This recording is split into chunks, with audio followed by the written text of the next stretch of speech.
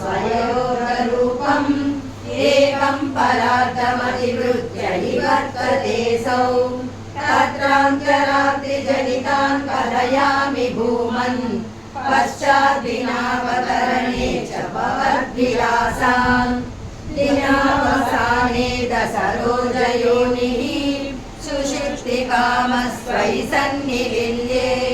जगन्ति च त्वज्जठरं समीयुः तदेदमेकालवमास विश्वम् तवैव वेशे फणिराजिशेषे जलैकशेषे भुवने स्मशेषे आनन्दसान्द्रानुभवस्वरूपः स्वयोगनिद्रा परिमुद्रितात्मा कालाख्यशक्तिं प्रलयावसाने प्रबोधयेत्यादिशताखिलादौ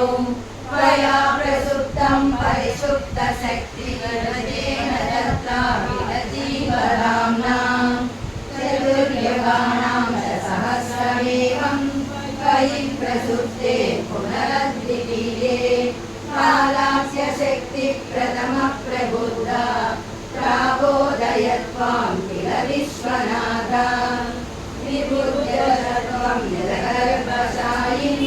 विलोक्य लोकान् अखिलान् प्रहीनान् देशेन सूक्ष्मात्मयान्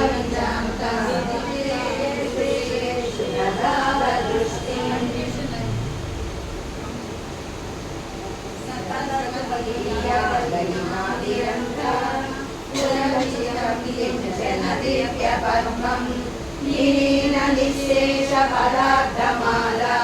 संक्षेप रूपं